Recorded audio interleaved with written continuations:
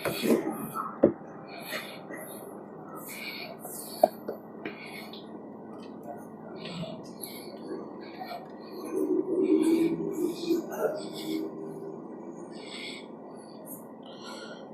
بالله من الشيطان الرجيم. بسم الله الرحمن الرحيم.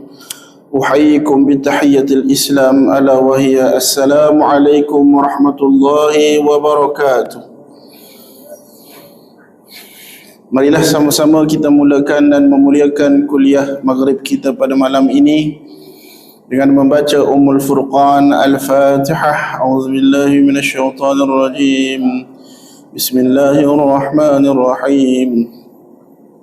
Alhamdulillahi rabbil alamin, arrahmanir rahim, maliki yaumiddin. Iyyaka na'budu wa iyyaka nasta'in. Ihdinas siratal mustaqim. Siratal ladzina an'amta 'alaihim ghairil maghdubi 'alaihim waladdallin. Amin. Bismillahirrahmanirrahim. Innal hamdulillah alladhi habana bil iman wal yaqin. Alhamdulillahil malikil haqqil mubin alladhi habana bil iman wal yaqin. Allahumma salli ala sayyidina Muhammad khatimil anbiya'i wal mursalin wa ala alihi at-tayyibin wa ashabihi al-akhyari ajma'in wa man tabi'ahum bi ihsanin ila yaumiddin. نوينا التعلم والتعليم وتذكر وتذكير ونفع والانتفاع والإفادة والاستفادة والحث على التمسك بكتاب الله وسنة رسول الله صلى الله عليه وسلم. سبحانك لا علم لنا إلا ما علمتنا إنك أنت العليم الحكيم. رب اشرح لنا صدورنا رب يسر ولا تعسر وتمم بالخير. أما بعد فقال الله تعالى في كتابه العزيز بعد أعوذ بالله من الشيطان الرجيم. يا أيها الذين آمنوا قوا أنفسكم وأهليكم نارا وقودها الناس والحجارة عليها ملائكة غلاظ شداد لا يعصون الله ما أمرهم ويفعلون ما يؤمرون. Sadaqallahul Aliyul Azim.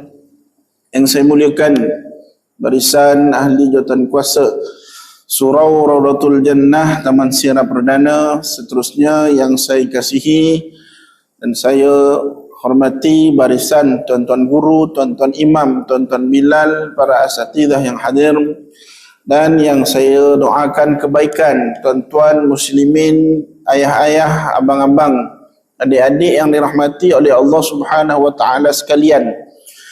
Alhamdulillah, pertama dan selama-lamanya, marilah sama-sama kita merafakkan kesyukuran kehadrat Allah Subhanahu wa taala kerana dengan limpah dan inayah daripada Allah Subhanahu wa taala kita dapat bersama-sama berkumpul pada malam yang barakah ini, malam 3 Jamadil Akhir 1444 Hijrah. Bila masuk bulan Jamadil Akhir ni tuan-tuan, bermakna lagi sebulan kita nak masuk 3 bulan yang penting, iaitu bulan apa lepas Jamadil Akhir? Bulan Rajab, Syaban dan Ramadan. Mana kata lebih kurang 4 bulan kita akan bertemu dengan bulan yang dimuliakan oleh Allah Subhanahu wa taala, bulan Ramadan.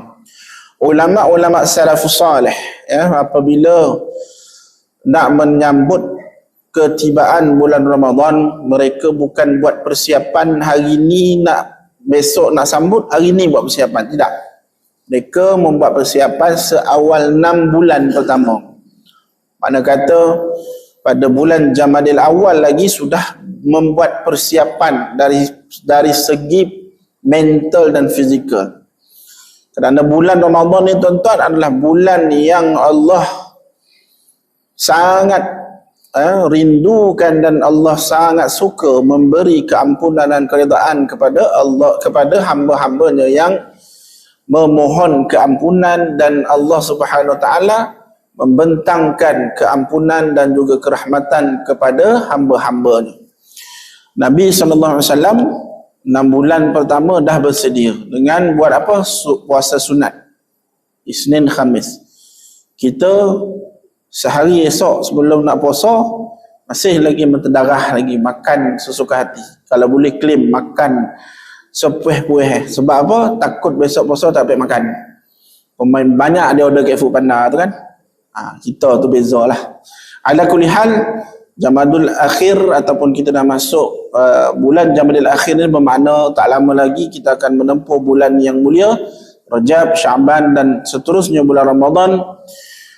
Dan alhamdulillah kita bersyukur kerana pada malam ini, walaupun dalam waktu yang singkat dan terhad ini, dan waktu yang adalah merupakan kuliah saya yang terakhir pada tuan-tuan, kerana pengajian kitab Bidayatul Hidayah yang sedang kita belajar tak sempat diteruskan. Mungkin insyaAllah lah asatizah lain yang akan menggantikan, kerana saya akan berpindah ke negeri, balik ke Selangor. Jadi malam ini adalah malam yang terakhir kita bersama-sama dengan tuan-tuan. InsyaAllah doakan agar apapun perancangan takdir Allah Subhanahu Wa Taala, moga-moga kita semua dapat manfaat dan juga dapat istifadah walaupun sekecil perkara cuma.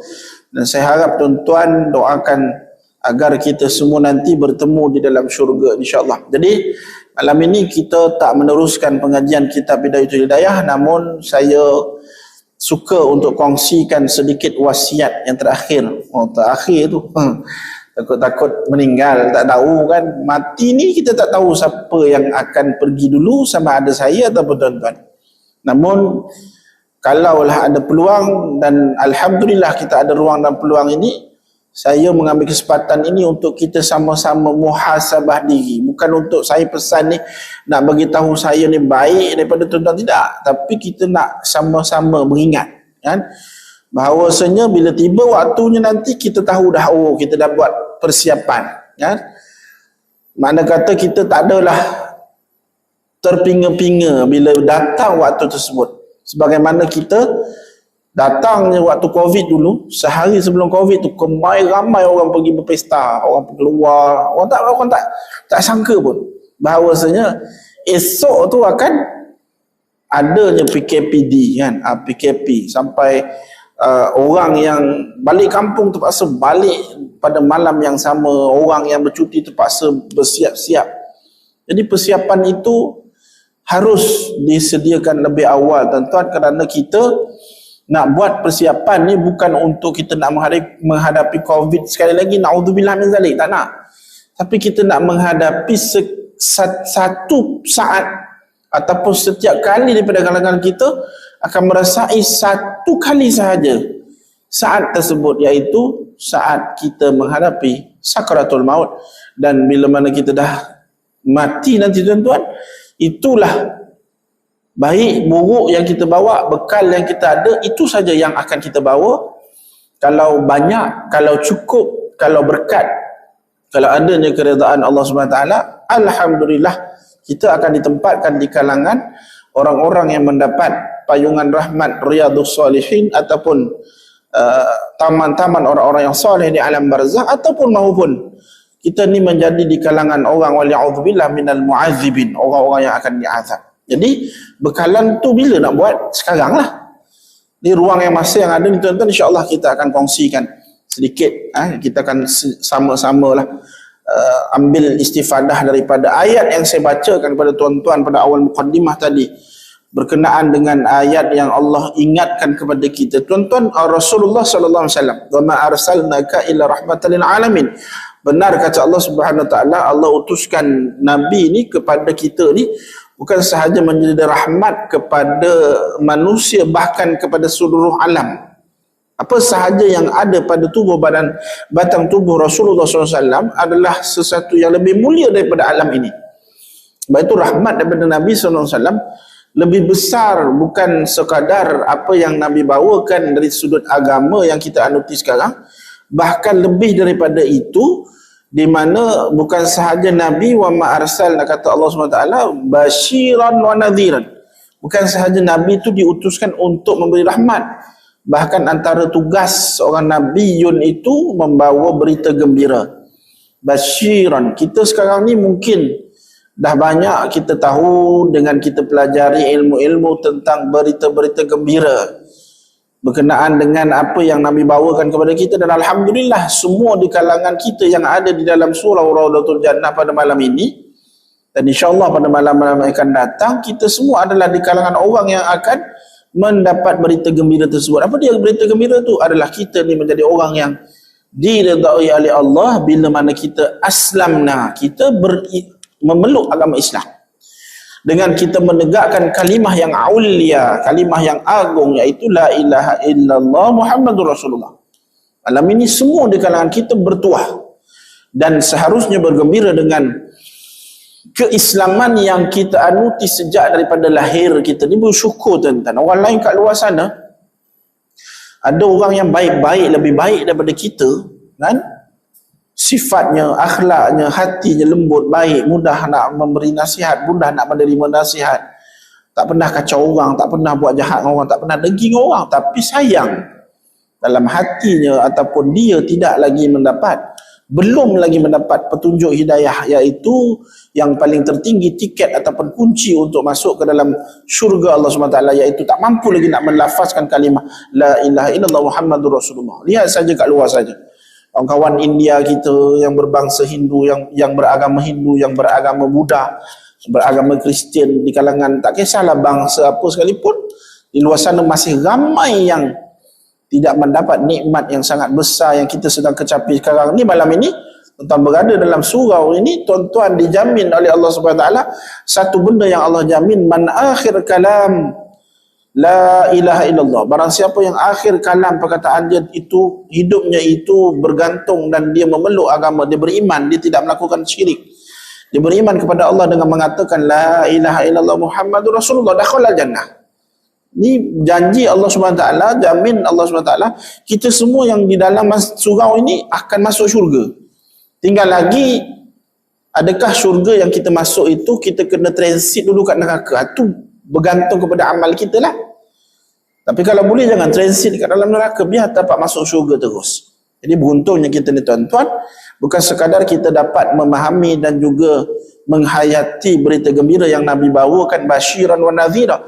Sebaliknya kita juga kena mengetahui dan mengambil amaran dan berdisiplin dengan berita-berita amaran dan juga peringatan daripada Nabi, iaitu berbentuk nazira. Bukan nazira anak jiran sebelah rumah tu, nama nazirah tu bukan, itu perempuan. Ni nazira ni adalah peringatan-peringatan, amaran-amaran, berita-berita buruk ataupun berita-berita ancaman buat manusia dan buat hamba Allah kalau kita ni termasuk dalam golongan orang yang mungkar, orang yang ingkar kepada Allah SWT. Jadi Nabi ni bukan sekadar mengutus, sekadar datang kepada kita nak bawakan keseronokan hidup ke hari akhirat dengan kita beriman, buat ibadah tu dapat pahala ni, buat amal ibadah ni dapat pahala ni, dapat kelebihan syurga ini, ataupun kita buat satu amalan kita dapat rezeki ini. Bukan. Hidup kita bukan sekadar untuk menikmati nikmat yang Allah kurniakan kepada kita dengan berjuta-juta nikmat yang Allah bagi kepada kita, tapi kita kena juga hidup dalam keadaan mengikut peraturan yang kalau kita langgar peraturan Allah yang dinamakan syariat itu, nescaya kita akan dimasukkan oleh Allah SWT ke dalam tempat yang seburuk-buruk tempat, wasa'as sabila, tempat yang paling buruk, iaitu neraka Jahannam. Allah Subhanahu Wa Taala, wal ya'udzubillah min dzalik. Malam ini saya nak kongsikan agar kita, samping kita faham, di samping kita ambil keseronokan dengan keindahan, dengan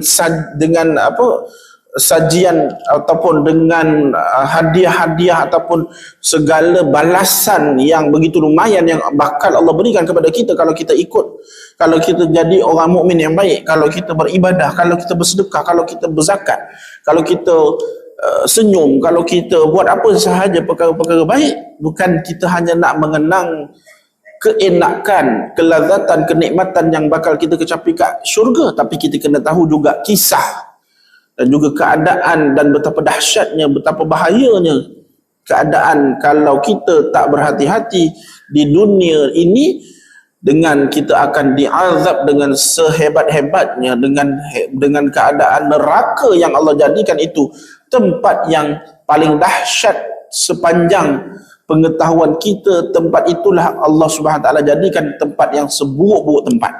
Maka kita kena tahu juga, sebagaimana kita bawa kenderaan, anak yang kita pandai baru ambil lesen, yang pandai bawa motor umur 18 sampai SPM, kita jangan ingatkan, jangan kita kata ke anak kita, untunglah kau bang, abah dah bagi ni, kau dah lulus lesen L, lulus SMP ni, sonoklah kau nak pergi sekolah apa semua. Kita jangan ingatkan pada anak kita bahawasanya keseronokan bawa motor itu semata-mata. Tapi biasanya seorang ayah yang penyayang, yang faham dan prihatin kepada anak-anak, dia mesti ingatkan pada anak-anaknya, kau hati-hati bang, bawa motor ni walaupun dah ada SMP, kau beringat, jangan kena samaan. Tu peringatan-peringatan itu harus diberikan bagi seseorang yang menyayangi seseorang, lebih-lebih lagi kalau orang itu anaknya. Begitulah Nabi ingat pada kita ni tuan-tuan, bukan Nabi beri kita ni kasih sayang, jamin kita dengan kehebatan nikmat yang akan kita kecapi kat akhirat nanti, tidak. Tapi Nabi juga pesan agar amaran-amaran Allah, azab-azab yang pedih, segala peraturan-peraturan yang tidak boleh dilanggar sama sekali, perlu kita ambil perhatian agar hidup kita ada disiplinnya, ada peraturannya, kita ada ikut syariatnya. Walaupun orang lain tak ikut syariat, langgar je, tapi biar kita jadi orang yang ikut. Walaupun orang nak kata kita ni skema ke apa ke, terpulang, yang penting apa yang Allah telah larang aku ikut, aku tinggalkan. Apa yang Allah perintah aku buat. Itu tujuan dan matlamat hidup seorang mukmin yang sebenar. Kita tak boleh nak ikut matlamat hidup seorang yang bertuhankan nafsu dan berkiblatkan syaitan. Tak boleh. Syaitan dan nafsu sentiasa ingin melanggar hukum-hukum syariat, sebagaimana dia telah langgar berpuluh-puluh ribu tahun dahulu. Allah suruh sujud pada Adam, tak nak sujud. Ini sifat, jangan ingat, jangan kita rasa bangga bila kita melanggar undang-undang Allah Subhanahu Wa Taala. Kita orang yang kadang kalangan budak-budak kan, bila buat benda-benda yang melanggar peraturan, contohnya pergi sekolah, kita tengok budak-budak sekolah kan, bila langgar peraturan dia bangga, kawan dia rasa kau hebat lah buat ni, kau langgar peraturan. Kadang-kadang kita rasakan seolah-olah itulah kehebatan yang nyata, hakikatnya tidak. Contoh macam orang di dunia ni buat jahat, bangga dengan kesamsingannya, bangga dengan kejahatan yang buatnya. Bukan kejahatan dan kehebatan itu yang nak ditunjuk dan dipamerkan dalam kehidupan, tidak. Sebaliknya, melanggar peraturan itu ada bahana dan ada akibatnya. Dan begitulah juga kita kena hidup dekat dunia ni, kita kena tahu benda-benda yang boleh menjantik hati kita, boleh menghidupkan hati kita, boleh mengingatkan hati kita, bahawasanya api neraka tu benar. Jangan sampai tahap bila kita masuk dalam alam akhirat, tiba masa kita ni nak dibawa ke muka pengadilan, kemudian kita dah mula dapat bau 1000 tahun perjalanan, kita dah dapat bau api neraka. Itulah tempat yang bakal kita diami. Waktu itu baru kita nak kata, ya Allah, Rabbana absarna wa sami'na. Takkan kita nak cakap macam tu? Rabbana absarna wa sami'na, ya Allah, sekarang kami dah nampak, kami dah lihat. Wa sami'na farji'na na'mal salihan inna muqinun. Waktu tu orang-orang kafir, orang yang mungkar, orang yang suka buat maksiat kat dunia ni, waktu tu diminta pada Allah, nak narji'na, kami barulah sekarang ni kami yakin, ya Allah, tolonglah pulangkan kami kat dunia, ya Allah, kami nampak dah rupanya hakikatnya neraka tu benar. 1000 tahun perjalanan dah bau busuknya api neraka, dah dapat dengar bunyinya api yang begitu marak, begitu kuat memanggil-manggil penghuni yang akan dibakar di dalamnya. Waktu itu kita dah tak boleh nak buat apa, tuan-tuan. Takkan waktu itu kita nak merayu. Maka sekaranglah tempat, ruang, masa, keadaan yang paling tepat untuk kita jentik dan juga kita regenerate hati kita ni balik, agar hati kita ni hidup dengan bukan sekadar taat pada Allah, tapi sebaliknya ikut peraturan-peraturan dan undang-undang yang telah Allah tetapkan, agar kita tak terjerumus ke neraka yang begitu dahsyat nanti. Sebab itu Allah SWT ingatkan kepada kita dalam ayat surah Tahrim tadi, wahai orang-orang yang beriman, kata Allah, ku anfusakum wa ahlikum, Ku anfusakum wa ahlikum nara. Kata Allah apa? Wahai orang-orang beriman, jagalah diri kamu, kata Allah. Ini amaran, soalan bocor yang Allah dah bagi pada kita, tuan-tuan. Allah suruh kita ni ingat, jaga diri kita ni. Daripada apa? Jangan takut hanya sekadar nak kena saman dengan polis trafik. Ada orang lebih takut kena saman dengan polis, kena saman dengan majlis pembandaran. Sedangkan maksiat yang dibuat dia tak rasa takut pun. Jangan. Takut tu perlu ada. Janganlah sampai tahap tak takut pada polis, bahaya juga kan. Habis semua dia langgar, orang pun dia langgar, bahaya juga. Tapi takut yang paling asas yang perlu ada adalah takut nak buat maksiat kepada Allah SWT. Sebab tu Allah pesan, jaga diri kamu daripada apa? Wa ahlikum nara, dan ahli keluarga kamu daripada apa? Daripada api neraka jahanam. Betapa dahsyatnya api neraka jahanam ni, tuan-tuan, sejak daripada sebelum Nabi Adam diciptakan. Dan sedang saya berbicara dengan tuan-tuan, dan pada malam ini api neraka yang telah Allah jadikan sehingga sekarang tak pernah sekali pun terpadam. Kalau orang yang masak ataupun kilang-kilang yang bermain dengan api-api yang besar kan, kilang-kilang minyak dan sebagainya kan, ada waktu dia akan lepaskan api, tapi ada waktu api tu dia tak hidupkan. Hanya waktu-waktu yang penting je nak kena buang api tu kan. Tu yang kadang-kadang kita dengar tengah-tengah malam bunyi kilang Titan ke apa, lepaskan api tu. Tapi ada waktu-waktu dia api tu tak dikeluar. Mana kata terpadam, tersimpan di situ. Api neraka Allah tak ada waktu terpadam. Sentiasa marak dan menyala, sentiasa menyala-nyala, hidup sampai sekarang, dan akan terus hidup sehinggalah bahan bakar utamanya dimasukkan ke dalam itu. Bahan bakar api ni apa, tuan-tuan? Dia tak sama macam kita ni nak bakar BBQ. Kalau kita nak bakar ikan, kita bakar ayam ke kambing ke kan, kita guna apa? Kita guna arang. Lepas tu kita nak hidupkan arang, nak hidupkan api, nak jadi bara pada arang tu, kita guna apa? Kadang-kadang kalau api tak kuat, kita guna apa bahan bakar nak bagi kuat? Ada orang dia guna minyak tanah, ada orang dia guna getah kan, ada orang dia guna macam lilin yang cepat bakar tu, macam-macam cara lah. Tapi bukan itu bahan bakar yang Allah nak hidupkan api ni. Dalam neraka ini kata Allah SWT, jaga kamu daripada api neraka yang sangat dahsyat, yang kepanasannya, tuan-tuan, lebih panas daripada api kat dunia. Api kat dunia ni bau sikit sangat-sangat, peratusannya hanya 1% daripada 100% api neraka yang sedang menyala-nyala di dalam neraka, di satu tempat yang Allah telah jadikan. Disitulah neraka jahanam. Ada 7 lapisan, bukannya 1 lapis saja, 7 lapis, tuan-tuan. Dan lapisan yang paling dalam, yang paling panas dan yang paling sejuk, paling panas, paling sejuk, itulah neraka jahanam. Panas dan sejuk dalam keadaan yang sama. Macam mana kita nak gambarkan rasa tu? Sebab api ni ada kalanya dia punya rasa tu kita keliru. Contoh orang yang kulit dia terkena dengan exhaust, dia tak sedar kulit dia tu terbakar. Mula-mula dia akan rasa sejuk, padahal itu sakit panas. Lepas tu baru dia rasa panas, lepas tu baru rasa sakit. Contoh, sebab saya pernah kena, pelik rasa dia tu. Jadi keadaan api yang panas membara itu kadang-kadang boleh memberi rasa sejuk. Jadi ini kuasa Allah SWT yang menjadikan sifat api ni yang boleh menghancurkan. Itu baru bahang daripada exhaust, belum benar-benar api yang nyata, dan bahang itu baru api kat dunia. Bayangkan api neraka yang Allah jadikan, yang bahan bakar utamanya tadi, tuan-tuan, bukannya minyak, bukannya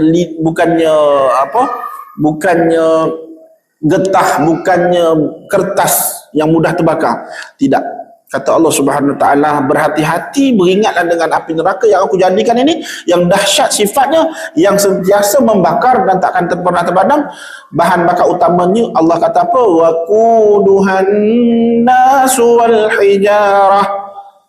Bahan bakar utama itu adalah yang pertama manusia itu sendiri. Subhanallah. Bahan bakar nanti, tuan-tuan, api sekarang ni dah marak. Bila bahan bakar yang pertama masuk, dia lagi marak, lagi kuat, lagi panas. Subhanallah. Kalau yang sekarang api kat dunia pun kita tak mampu nak tahan, bagaimana kalau ketika dimasukkan minal yahudu wan nasara walil kafirin, orang Yahud dengan Nasara, orang kafir masuk, dah masuk jadi bahan, lagi panas. Allah, macam mana kita nak rasa dan tanggung kesakitan panasnya api tersebut? Na'udzubillah min dzalik, tuan-tuan. Bahan bakar utama dalam api neraka bukan minyak, bukan kertas, tapi manusia itu sendiri. Sebab itu kita manusia kalau aksiden ataupun terkena api, badan kena api sikit kan, secara logiknya kalau kita tengok baju kena api, kita tak mudah merebak.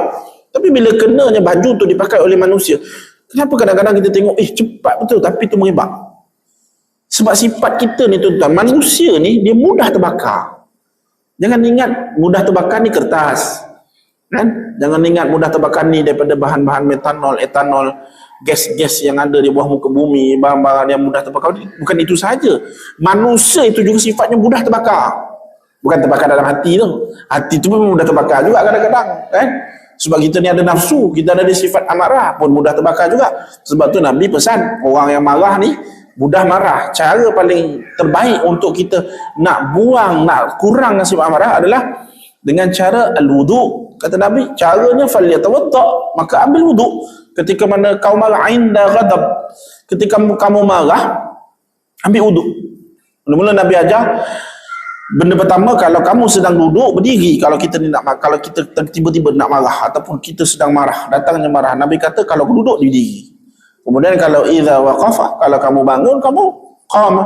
Kalau idza qama waqaf, kalau kamu duduk, kalau kamu sedang berdiri, kamu duduk. Kalau tak hilang lagi kamu, Rasulullah kata apa? Falyatawadda, ambillah wudu. Kerana al-ma'u itfa'un nar.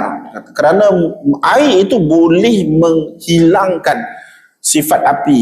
Marah ni datang dari sifat api. Kan? Ala kulli hal, balik kepada kisah manusia tadi, manusia mudah terbakar. Jadi bahan bakar manusia ni bila dibakar, dan bahan bakar itu dia berulang-ulang, boleh digunakan lagi. Ini sifatnya yang Allah jadikan kepada manusia ini. Bahan bakar itu manusia, dan manusia itu kalau dah terbakar, dia tak akan jadi abu dah, tapi dia akan digantikan kulit yang baru. Allahu Akbar. Dasarkan firman Allah SWT yang Allah sebutkan dalam surah An-Nisa, ayat 102, akan kami gantikan, kata Allah SWT, wahai orang-orang beriman, ambillah pengeringatan. Di mana apabila dimasukkan orang kafir yang diazab di api neraka, akan kami nadijat juluduhun, akan ditukarkan kulit mereka itu, digantikan dengan yang baru. Dan kenapa Allah fokuskan kepada kulit? Sebab kulit ni tuan-tuan, rupanya bila saintis kaji, reseptor ataupun deria rasa kita ni bergantungnya terletak pada kulit. Kulit kita ni ada 3 reseptor. Reseptor rasa, bukan sekadar rasa suhu, iaitu kepanasan, tapi padanya ada rasa sakit dan ada emosi. 3 lapis. Dan suhu reseptor yang paling bawah sekali dalam lapisan kulit tadi tu adalah reseptor rasa sakit. Sebab itu Allah bakar kulit. Sebab tu Allah ceritakan dalam Al-Quran, akan kami gantikan kulit. Tidak gantikan tulang, tak gantikan daging.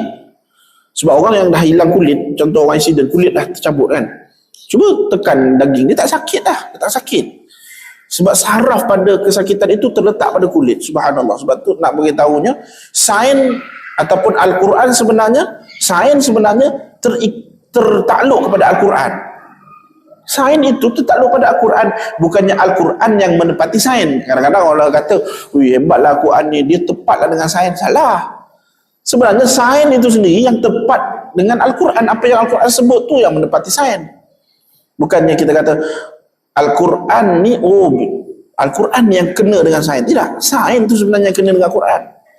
Sebab buktinya 1400 tahun dahulu Nabi dah ceritakan bagaimana keadaan seorang zuriat, anak yang lahir daripada mudghatan summa alaqatan, kan, daripada mudghah, segumpal daging. Nabi dah cerita 1400 tahun dahulu. Benda tu baru discover oleh saintis-saintis yang 500 tahun ke belakang, baru lagi discover bagaimana embrio janin terjadi. Itu rupanya memang seperti mana yang disebutkan dalam Al-Quran. Jadi dia berserupan daging, kemudian jadi membesar, jadi menjadi bentuk manusia, kemudian sampai 9 bulan. Memang itulah kitaran yang Hakikatnya Al-Quran yang sebenarnya menepati sains, bukannya sains menepati Al-Quran. Kan? Subhanallah. Jadi berbalik-balik kepada kata Allah Subhanahu Wa Taala tadi, bahan bakar tadi itu adalah di kalangan manusia, yang mana manusia itu adalah bahan bakar utama yang digantikan. Dia tak akan jadi abu. Kalau kita bakar ayam, arang yang kita gunakan yang sama, tak boleh dah nak gunakan yang untuk kali kedua kan, dengan jadi abu. Ataupun kalau kita nak bakar kali kedua pun dia dah tak sama baranya, hilang baranya. Dan Allah SWT sebut yang kedua bahan bakarnya apa dia? Wal hijarah, dan itulah dia batu-batu. Kita pelik, kenapa bahan bakar utama yang kedua ni adalah batu? Kalau kita kata daripada minyak, logiklah kat dunia ni, tapi inilah sifatnya. Inilah yang Allah tunjukkan kepada kita bahawasanya dahsyatnya kejadian Allah SWT dalam neraka itu. Batu yang menjadi bahan bakar utama bermakna dahsyatnya api neraka tu. Kalau bahan bakar tu datang daripada gas, terbakar daripada gas, okeylah, kita boleh kata bertepatan dengan dunia ini. Tapi kenapa batu? Rupa-rupanya tuan-tuan, bila dikaji lagi sekali, saintis mengkaji, batu adalah merupakan bahan yang paling bahan yang paling terbaik dalam nak mengumpul haba. Batu bila dibakar dengan suhu yang tinggi, dia takkan pecah. Kalau macam kayu, bila bakar suhu tinggi dia akan hancur kan, ataupun bahan-bahan lakar dia akan tapi batu dia takkan pecah, dia takkan terbakar. Sebaliknya dalam tu dia akan simpan suhu. Bukan semua batu lah, ada batu-batu khusus. Khususnya batu gunung berapi. Tu batu gunung berapi tu, sebab tu dia tak akan hancur. Sebab tu dia boleh jadi lava, batu tu dia tak akan hancur. Batu tu dia boleh kekalkan suhu dia sampai beberapa lama. Sebab tu Allah jadikan dalam neraka Jahannam, bahan bakar yang kedua adalah batu. Sebab batu tadi tu bila dibakar, batu tu boleh menyebabkan suhu kiri, kanan, atas, depan, belakang, manusia akan dapat tetap merasai kepanasan. Kalau orang yang terbakar duduk dalam bangunan, contoh kita duduk dalam bangunan yang terbakar, ada tempat yang kita boleh pergi untuk kita rasa sejuk, betul? Ada tempat. Mungkin lidah api tu berada ke atas, kita boleh lari pergi masuk bilik air, mungkin kita boleh masuk kat bathtub untuk kita selamatkan diri. Ada tempat-tempat yang sejuk, ada tempat-tempat yang tak berapa nak panas. Tapi dalam neraka Allah SWT, semua tempat panas, tidak terkecuali mana-mana tempat. Subhanallah. Ini hebatnya, dahsyatnya yang Allah jadikan neraka tadi tu tak terkecuali. Kemudian Allah kata lagi, dan yang menjaga dalam neraka tu, alaiha malaikatun ghilad, alaiha malaikatun ghiladun syidadun la ya'thuna Allah ma amarahum wa yaf'aluna ma yu'marun. Dan penjaga-penjaga yang di dalam neraka tadi tu adalah malaikat-malaikat yang Allah perintahkan di dalamnya, yang bersifat kasar dan keras, tegas, steady, kasar, takkan boleh negotiation. Tak boleh kita nak nego kan? Yang mana dia takkan sekali-kali durhaka kepada Allah Subhanahu Wa Taala. Allah perintah pancung, Allah perintah bakar, Allah kata grill, Allah kata salai dulu. Ini sifat malaikat yang takkan sekali-kali berunding dengan bahan bakar itu tadi. Kita kalau bakar ayam tak minta pada kita, bang tolong jangan bakar saya bang. Terkejut kita. Kalau tengah-tengah bakar ayam tu cakap, bang tolong jangan bakar saya bang, saya nak hidup lagi. Tak kejut kita yang lagi. Tapi dalam neraka manusia dia boleh berbicara dengan malaikat. Tapi sifat malaikat ni, walaupun boleh berbicara, malaikat takkan sekali-kali ikut apa yang dibicarakan, walaupun minta kurang apa. Nanti kita akan tengok 4 permintaan kalau sempat. Subhanallah. Jadi malaikat tadi sifatnya tegas, dan mereka akan mengerjakan apa yang diperintahkan. Malaikat ni tuan-tuan, dia tak macam pegawai warden penjara. Kalau hukuman kat dunia kan, sangat berbeza dengan hukuman di dalam neraka. Ada kala orang ingat duduk dalam penjara itu menyakitkan. Hakikatnya tuan-tuan, kalau kita benar-benar memahami, kadang-kadang duduk dalam penjara lebih menyeronokkan. Sebab apa? Makan tanggung. Nampak beza dengan neraka Allah SWT. Dalam neraka, makan minum tak boleh. Makan pula daripada buah-buah yang dijadikan daripada api. Kemudian hancur tubuh badan, perutnya, ususnya, jantungnya, paru-parunya hancur. Tak boleh nak makan, minum pun tak boleh. Minum pun daripada api yang membara. Subhanallah. Duduk dalam penjara, orang yang sedang menerima hukuman dalam penjara tak sama dengan hukuman dalam penjara. Dengan dalam neraka, tak sama. Banduan-banduan dalam penjara bukan setakat makan cukup lima kali sehari, siap silap masuk kurus, keluar boleh gemuk, sehat. Diberi lagi pendidikan agama supaya bertaubat. Subhanallah. Nampak? Kadang-kadang kita yang duduk kat luar ni pun tak sempat datang mengaji. Dalam tu wajib, nak tak nak kau kena mengaji. Kan? Subhanallah. Kemudian kalau kena hukuman, berkatalah hukuman sebat. Kan? Sebat tu tadi takkan sebat 7 kali sekaligus ada. Meninggal kawan tu nanti dia ada tempohnya sekali. Dan sekali tu pun ramai orang yang pengsan. Kemudian dia kena jalani rawatan berbulan-bulan, 2-3 bulan untuk recover balik kulit yang dah hancur tadi tu. Berehat, nurse pula layan, walaupun tidur tak boleh nak menerap, tapi nurse layan bubuh ubat kat punggung, kan? Ada layanan yang istimewa walaupun dapat hukuman. Dalam neraka tak boleh, kalau dah kena terbakar, kau rehat kejap, rehat, tak ada. Tak macam banduan dalam penjara, boleh berehat 2-3 bulan, lepas dah rehat, dah recover, barulah yang menyebat tadi tu, sebatan yang kedua, itu pun tak kena pada tempat yang sama. Ini unik hebatnya penyebat, kan? Dan identiti penyebat tu kita tak tahu siapa. Tapi dalam neraka Allah kita tahu itulah malaikat Malik dan kucu-kucunya. Subhanallah, yang tak akan senyum sekalipun. Sejak dia dijadikan tak pernah senyum pada mana malaikat. Subhanallah. Tegas dan terlalu strict. Memang buat kerja memang ikut perintah Allah SWT. Mana kata bila kita dah masuk dalam tuntutan, jangan bermimpilah nak keluar. Tak akan keluar dah. Kalau penjaga dekat dunia ni, penjaga paling hebat sekalipun, pada orang yang boleh keluar. Itu yang cerita Prison Break lah apa tu kan. Cerita macam-macam lah sampai Sylvester Stallone berlakon macam-macam. Penjara yang paling dahsyat dalam dunia pun tetap ada jalan keluarnya. Walaupun hukuman-hukumannya berat, tapi hakikatnya masih ada ruang untuk berehat, ada ruang untuk keluar. Dalam neraka, hukuman ini takkan sekali-kali kita dapat keluar walaupun sesaat tak boleh. Betapa dahsyatnya tuan-tuan. Maka ada waktu-waktu rehat, ada waktu-waktunya berehat. Dalam neraka Allah SWT takkan sekali-kali. Sebab itu bila mana manusia-manusia penghuni-penghuni yang bila nak dimasukkan ke dalam neraka Allah Subhanahu Wa Taala, mereka kata apa pada Allah Subhanahu Wa Taala? Allah kata dalam surah Al-An'am ayat 27, walau tara idzu qifu 'alan nar faqalu ya laitana nurad wala nukadziba biayati rabbina wa nakunan minal mu'minin. Dan jika kamu wahai Muhammad melihat ketika mereka ni siapa penghuni-penghuni neraka? Tak kisahlah orang kafir ke, orang Yahudi ke, orang Nasara ke, dan orang-orang Islam yang mungkin hidupnya tak pernah nak sembah Allah. Ingat, kita yang buat maksiat kat dunia ni tak bertaubat, ingat. Inilah balasan kata Allah SWT bila mereka dihadapkan ke neraka. Mereka berkata, kiranya kami dikembalikan ke dunia dan tidak mendustakan ayat-ayat kami, serta kami akan menjadi orang-orang yang beriman. Waktu tu baru nak mengaku. Waktu tu baru nak mengaku beriman. No. Allah dengar permintaan mereka ni. Waktu tu dengan perasaan tak malunya diminta pada Allah. Kami, ya Allah tolonglah kami nak kembali ke dunia. Tapi Allah kata apa dekat mereka?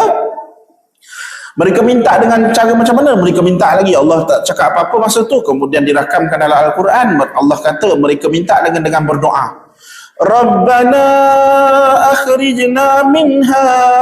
Rabbana akhrijna minha fa in udna fa inna zalimun. Wahai Tuhan kami, keluarkanlah kami, tolonglah kembalikanlah kami ke dunia. Dia minta depan Allah. Allah tanya, Allah tak cakap apa-apa masa tu. Bila nak masuk dalam neraka, mereka minta, tolonglah kembalikan kami ke dunia, tolonglah ya Allah. Minta depan Allah. Jika kami masih juga kembali kepada kekafiran, ni berjanji lagi sekali. Dulu dah berjanji dulu dah. Sebelum duduk kat dunia dah berjanji sebelum dilahirkan. Kufur, tak ikut, masuk api neraka pun nak berjanji lagi depan Allah. Dia kata apa? Kami berjanji kami tak akan kembali kepada kekafiran. Sungguh kami adalah orang-orang yang zalim. Waktu tu mengaku. Tapi apa respon Allah? Tengok respon Allah SWT. Allah jawab dalam surah Al-Mu'minun ayat 108. Qala khsa'u fiha wa la tukallimun. Tinggallah engkau dengan hina, kata Allah. Tinggallah engkau dengan hina di dalam neraka yang aku sediakan pada kamu ini. Jangan kamu berbicara dengan aku, kata Allah SWT. Allahu Akbar. Inilah manusia, makhluk yang paling malang kalau ditolak mentah-mentah oleh Allah SWT. Sifat Allah ni tuan-tuan, kalau masa kat dunia kita minta, baru sebut astaghfirullah, dah turun dah malaikat untuk cuba memberi rahmat, untuk memberi rahmat dan pengampunan pada kita. Baru kita cuba mengaku dalam hati kita, Allah, kenapa aku buat dosa? Waktu itu malaikat dah berlumba-lumba nak memberi rahmat dan nak mendoakan kita, dan Allah Subhanahu Wa Taala 10 kali berlari ke arah kita untuk menerima pengembalian diri kita kepada Allah masa kuasa kat dunia. Tapi ketika mana sampai di hari akhirat, terbenamnya matahari bukan lagi terbenam di barat, munculnya di barat dan terbenamnya di timur, waktu itu tidak akan lagi sekali-kali Allah terima taubat ataupun permintaan mana-mana makhluk. Allahu Akbar. Sebab tu kita kena buat persiapan sekarang. Kemudian kita tengok itu pertama kali, sebelum penghuni neraka nak masuk, mereka minta, Allah tolak. Ini keadaan yang pertama. Kita tengok keadaan yang kedua, dah kena masuk dalam api neraka, kena bakar, kena tukar kulit, bertahun-tahun dibakar, menjerit-jerit, terpekik terlolong. Waktu tu tak ada siapa nak tolong. Anak akan lari daripada ibunya, ibu akan lari daripada anak, anak pun dah tak kenal ibu, ayah tak kenal siapa-siapa waktu itu, masing-masing hanya nak selamatkan diri masing-masing. Waktu tu setelah beberapa tahun, ini keadaan yang kedua penghuni neraka, mereka cuba minta pada siapa? Mereka sekali lagi Allah rakamkan, Allah cerita kat kita dalam surah Az-Zukhruf ayat 77. Allah kata apa? Mereka dalam bertahun-tahun kena siksa dalam api neraka, mereka cuba minta. Mereka minta pada siapa? Mereka tengok keadaan sekeliling, mereka nampak satu-satunya ketua daripada malaikat. Mereka kata apa? Wa nadaw ya Malik, wa nadaw ya Malik liyaqdi alaina rabbuk, qala innakum makithun. Dan mereka berseru, wahai malaikat Malik, biarlah Tuhanmu mematikan kami. Kami minta tolonglah, kau beritahu kat Tuhan, beritahu kat Allah. Dia nak malu nak berjumpa Allah, nak malu nak minta pada Allah dah. Dia minta pada Malik, Malik tolong, wahai Malik, tolonglah beritahu pada Allah, hapuskanlah kami ni. Kami dah tak sanggup nak menanggung siksa api neraka. Allahu Akbar. Tuan-tuan, janganlah kita minta. Kita di kalangan orang yang menyebut ayat ini, tuan-tuan. Kemudian Allah Subhanahu Wa Taala kalla, sekali-kali tidak mengabulkan permintaan mereka, dan Malik tak sekali-kali pun mengabulkan permintaan mereka, tak layan. Kemudian dibakar lagi, dibakar, tidak ada tarikh tamat, tidak ada pengakhiran, dan tidak seorang pun yang dimatikan, dihapuskan, tak ada. Hiduplah rasanya azab daripada neraka. Dan keadaan ketiga, mereka cuba lagi. Tengok Malik, tengok Allah, Allah tak layan. Tengok Malik, malaikat Malik tak layan.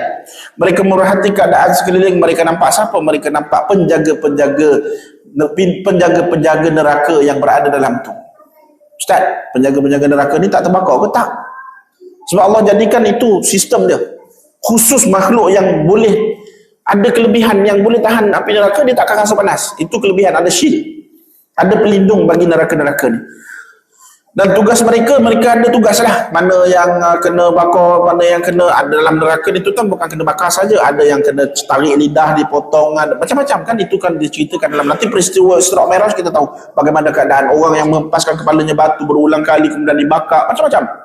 Jadi petugas-petugas ni dia akan pastikan menjalani hukuman. Macam mana pegawai-pegawai penjara, kalau orang yang kena sebat, ada penjaga dia. Kalau orang yang kena mungkin kena kawat, ada penjaganya. Orang hukuman macam ni hukumannya.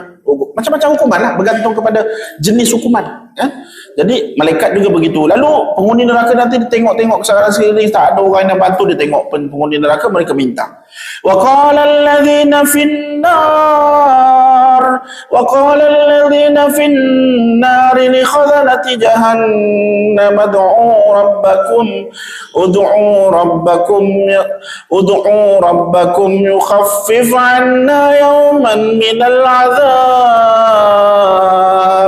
Dan orang-orang yang dalam neraka tadi, penghuni neraka, mereka berkata kepada siapa? Kepada penjaga-penjaga neraka tadi tu. pegawai-pegawai, staf-staf daripada apa, lantikan daripada malaikat Malik ni, dia ada pegawai kat bawah ni, dia minta, tak berani dah minta ke Allah, tak berani dah minta kat Malik, minta dekat pegawai bawahan ni, minta, wahai penjaga-penjaga neraka jahanam, tolonglah mintakan kepada Tuhan kamu agar dia meringankan azab ke atas kami sehari je, minta sehari je, yauman minal azab, sehari je minta tolong.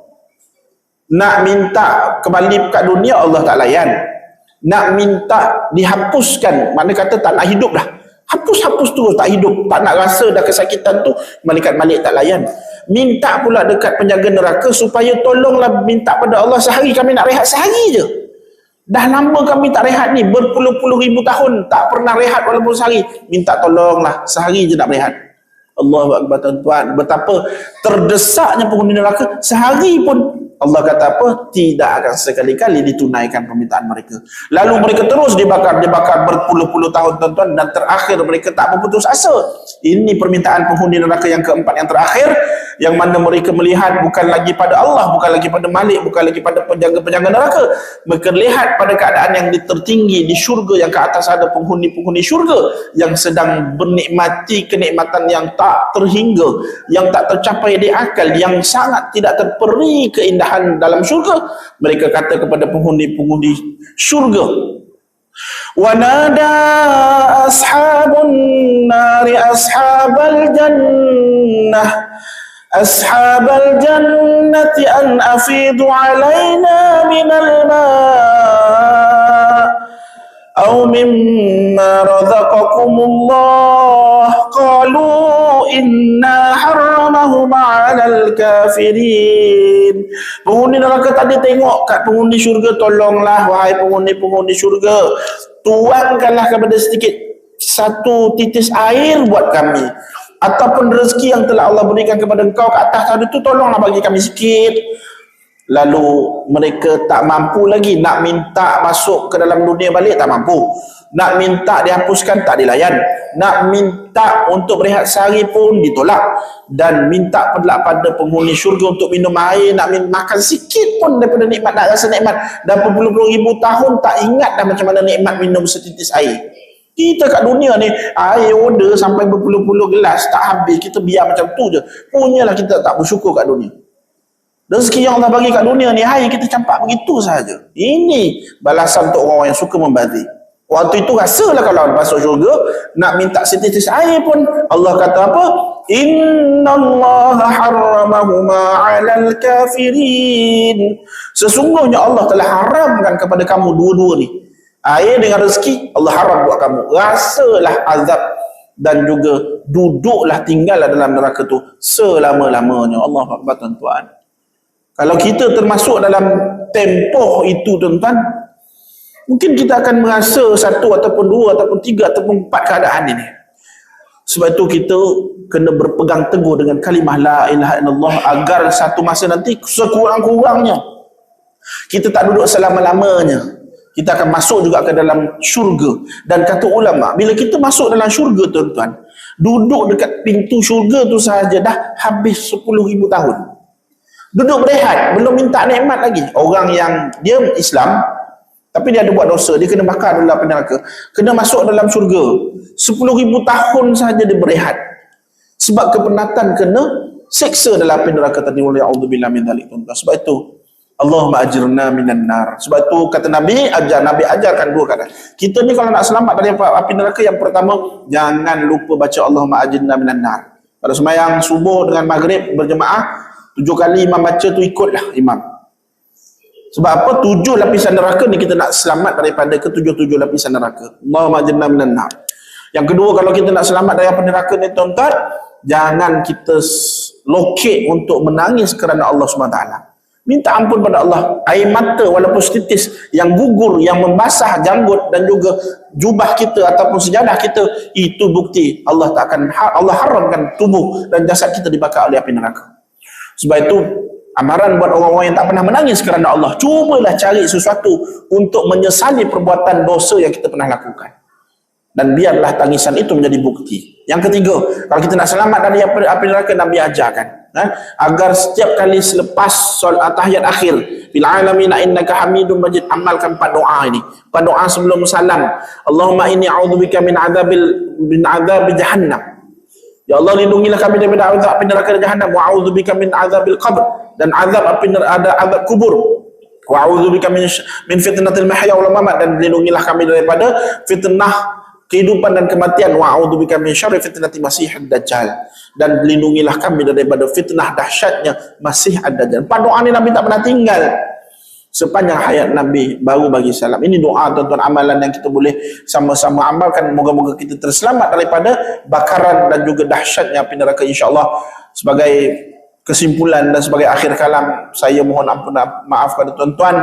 Ini adalah kuliah saya yang terakhir. Andai kata tuan-tuan semua akan masuk ke dalam syurga dan tuan-tuan tak jumpa dengan nama Ustaz Nur Ubaidillah, carilah saya dalam neraka. Boleh jadi saya menghuni neraka, dan cuba ingatlah, kerana apa? Kerana suatu hari nanti mungkin tuan-tuan yang beruntung bukan saya. Jadi maka ketika itu saya merayu pada tuan-tuan, ingatlah nama Nur Ubaidillah untuk cari di dalam neraka Allah SWT. Boleh jadi saya berada di sana. Wahai kawan, carilah ku di neraka, andai nanti tidak kau temui aku di syurga. Katakan padanya, kita selalu bersama, bersolat jua puasa di dunia. Wallahu a'lam bishawab. Aku liqauli hadza astaghfirullah al-azim li wa lakum. Assalamualaikum warahmatullahi taala wabarakatuh. Insyaallah kita jumpa lagi kalau ada rezeki, kalau ada sumur di ladang boleh kita menumpang mati, kalau ada umur yang panjang boleh kita berjumpa lagi. Doakan perjalanan perpindahan saya selamat. Assalamualaikum warahmatullahi taala wabarakatuh. Tutup dengan tasbih kafarah dan surah Al-Asr.